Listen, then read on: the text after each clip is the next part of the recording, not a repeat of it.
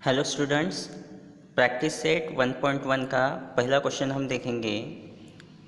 Right the following sets in roster method. Okay, given sets को हमें roster form में लिखना है। ओके, पहला क्वेश्चन है set of even natural numbers. तो हमें रोस्टर मेथड से इवन नेचुरल नंबर्स लिखने हैं। तो रोस्टर मेथड में हम क्या करते हैं, जब भी हम सेट लिखते हैं तो किसी भी सेट को हम कैपिटल लेटर से डिनोट करते हैं। तो मैं यहाँ इसे ए से डिनोट करता हूँ and open and close curly bracket में उसके एलिमेंट्स लिखते हैं। Set of even natural numbers. Natural numbers कहा है, दैट मीन्स यहाँ पर सभी पॉजिटिव नंबर्स आएंगे। करेक्ट है। सो इवन नेचुरल नंबर, सो पहला इवन नेचुरल नंबर कौन सा है? 2। इवन नंबर 2 से स्टार्ट होता है, then 4, then 6, then 8 and so on. ये जो नंबर्स है ये इन्फिनिटी तक बढ़ते जाएंगे क्योंकि इसकी कोई लिमिट है क्या? नहीं है। So set of even natural number क्या है? a equals to curly bracket में लिखा है 2, 4, 6, 8 and so on. Second question में हमें दिया है set of even prime numbers from 1 to 50। Okay, हमें एक ऐसा सेट लिखना है जो इवन भी हो और प्राइम भी हो, फ्रॉम 1 to 50। तो इसे मैं डिनोट कर देता हूँ कैपिटल B से। Okay, so first prime number, okay, first prime number है 2 and 2 is even number also. Okay, so first even prime number is 2। Next prime number is 3, but 3 is not N even number. Okay, हमें ऐसे numbers लिखने हैं जो even भी हो और prime भी हो। Then the number is 5, then the number is 7। Okay, ये प्राइम नंबर है बट ये इवन नंबर है क्या? नहीं है। सिर्फ 2 ही ऐसा एक नंबर है जो इवन भी है और प्राइम भी है। ओके, बाकी जितने भी प्राइम नंबर्स होते हैं वो सभी ऑड नंबर्स होते हैं। देन थर्ड क्वेश्चन में हमें दिया है 7 basic sounds of sargam. Okay, so इसका सेट हमें लिखना है 7 basic sounds of sargam. So इसे मैं डिनोट कर देता हूँ C से। तो 7 बेसिक साउंड्स कौन से होंगे? सा, रे, गा, मा, पा, धा, नी। ओके, सो ये टोटल 7 एलिमेंट्स है, सा, रे, गा, मा, पा, धा, नी। Okay, these are the 7 basic sounds of sargam. Next question में हमें दिया है write the following symbolic statements in words. उसमें पहला क्वेश्चन है 4/3 बिलोंग्स टू Q। ये जो सिंबल है ये सिंबल बिलोंग्स टू का है। Okay, 4/3 belongs to Q। इसे हम दूसरी तरीके से भी रीड कर सकते हैं, 4/3 is an element of set Q। Okay, यही हमें वर्ड्स में लिखना है। क्या लिखेंगे? 4/3 is an element of set Q। Okay, then next इसमें हमें दिया है -2 is not belongs to. Okay, अगर ये बिलोंग्स टू का साइन है तो ये नॉट बिलोंग्स टू का साइन है, not belongs to set N। तो यहाँ क्या लिखेंगे हम? इसे दूसरी तरीके से कैसे रीड करेंगे? -2 is not an element of set N। लिखेंगे -2 is not an element of set N। Okay, this is the symbol of belongs to. Okay, या फिर हम इसे दूसरी तरीके से भी रीड कर सकते हैं, -2 is not an element of set N। Then third case में दिया है, थर्ड क्वेश्चन में हमें दिया है P equals to curly bracket P/P is an odd number. अब इसे रीड कैसे करते हैं? Set P is an set of all p's such that p is an odd number. Set p is a set of all p's such that p is an odd number. यही हम लिखेंगे, set p is a set of all p's such that p is an odd number. Okay, यहाँ पर small p लिखा है, यहाँ पर p की जगह पर हम दूसरे वेरिएबल भी यूज़ कर सकते हैं. Okay,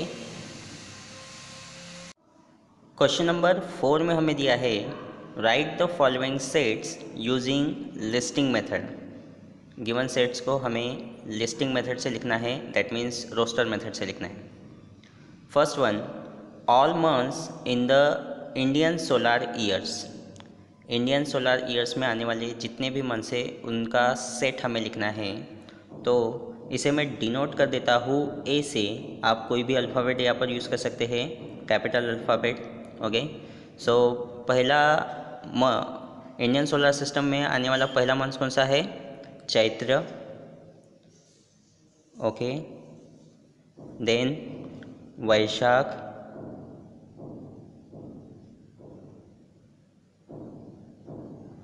then Jyeshtha. Okay, then आता है आषाढ़, श्रावण, भाद्रपद, अश्विन, कार्तिक, मार्गशीर्ष, पौषाक, माघा एंड फाल्गुन. तो इंडियन सोलर ईयर में कितने मंथ्स आते हैं? First Chaitra, Vaishakh, Jyeshtha, Ashadh, Shravan, Bhadrapad, Ashwin, Kartik, Margashirsha, Paushak, Magha and Phalgun. तो ये सारे एलिमेंट्स हमने एक सेट में लिख दिए हैं. सो ये बन गया है set of all months in the Indian solar years. Next question में हमें दिया है letter in the word complement. Okay, so complement in इस वर्ड में आने वाले लेटर्स का एक सेट हमें बनाना है. सो मैं इसे डिनोट कर देता हूँ बी से. सो सबसे पहले कॉम्प्लीमेंट में कौन सा लेटर आता है? C, then O, then M, then P, then L, E, then again M आता है. तो एम हम यहाँ पे पहले ही लिख चुके हैं तो एम लिखने की ज़रूरत नहीं है. देन ई भी पहले ही लिख चुके हैं तो लिखने की ज़रूरत नहीं है. Then N and T. So जो एलिमेंट रिपीट हुआ है, जैसे एम रिपीट हुआ है तो हमने एम एक ही बार लिखा है. देन यहाँ पर ई रिपीट हुआ है तो ई भी एक ही बार लिखा है. ओके, तो इतने एलिमेंट्स सेट बी में आएंगे. Okay, this is the set of letters in the word complement. Next question में हमें दिया है set of human sensory organs. Human sensory organs का हमें एक सेट लिखना है. सो इसे मैं सी से डिनोट कर देता हूँ. So first human sensory organ कौन सा है? नोज. ओके, देन आता है ears, then eyes, then tongue and skin. Okay, so इतने ह्यूमन सेंसरी ऑर्गन्स है. सो ह्यूमन सेंसरी ऑर्गन का एक सेट बन जाता है. सेट सी इक्वल्स टू कौन से ऑर्गन्स है? Nose, ears, eyes, tongue and skin. Okay, next question में हमें दिया है names of continents in the world. Okay, so continents of the world हमें उसका एक सेट लिखना है. तो इसे मैं डिनोट कर देता हूँ सेट डी से. ओके, अब इसके अंदर जितने भी कंटिनेंट्स आते हैं उनके सभी एलिमेंट्स यहाँ लिखने पड़ेंगे. सो सबसे पहले हम लिखेंगे एशिया, देन आता है अफ्रीका. ओके, देन आता है south America, then North America, then Europe, then Australia, and one more आता है वो है Antarctica. Okay, so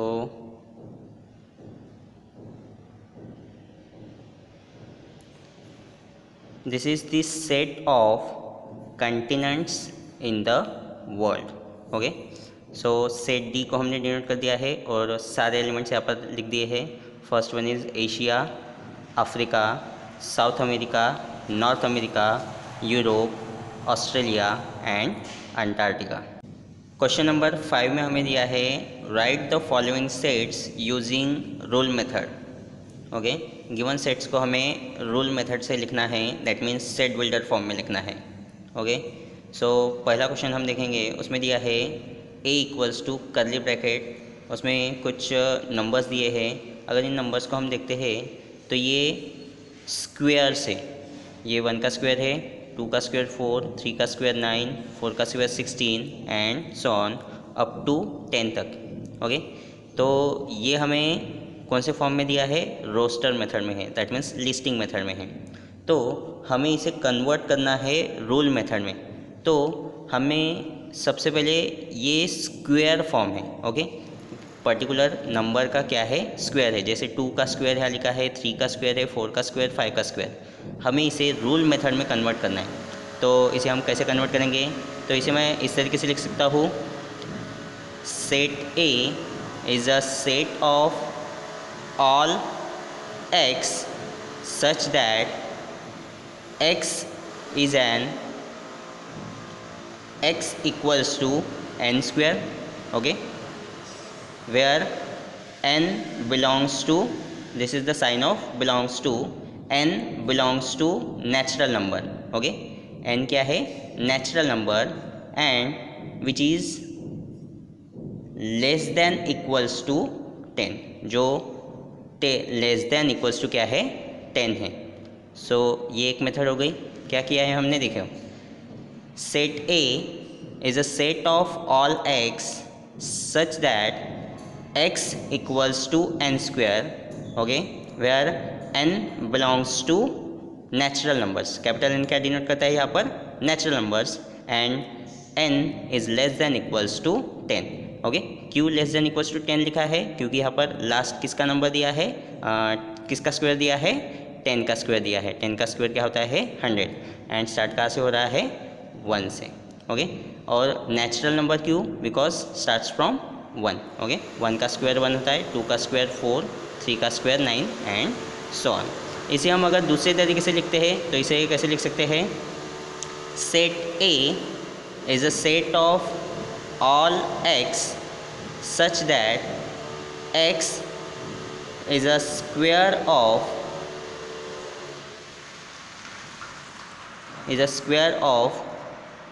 numbers from 1 to 10. ऐसे भी हम लिख सकते हैं. Okay, set a is a set of all x such that x is a square of all numbers from 1 to 10. Okay, then third question में हमें दिया है c equals to, curly bracket में कुछ लेटर्स दिए हैं SMILE. अगर इसे हम कंबाइन करते हैं तो एक वर्ड मिलता है हमें विच इज़ स्माइल. सो इसे हम कैसे लिख सकते हैं? Set c is a set of all, x ले लिया है तो यहाँ लेंगे y. Okay, set c is a set of all y such that y is a letters in the word smile. Okay, तो इसे हमने कैसे लिखा है? This is the rule method. Okay, so set c is a set of all y such that Y is a letters in the word smile. देन fourth question में हम देखेंगे, अगर फोर्थ क्वेश्चन का सेट हम देखते हैं तो यहाँ पर वीक 1 वीक का एक सेट दिया है, तो इसे हम कैसे लिख सकते हैं, ये डेज ऑफ द वीक है, करेक्ट है। सो सिंपल है, यहाँ लिखेंगे D is a set of all Z such that Z is a day of the week. Okay, say D is a set of all Z such that Z is a day of all week. Sorry, day of the week.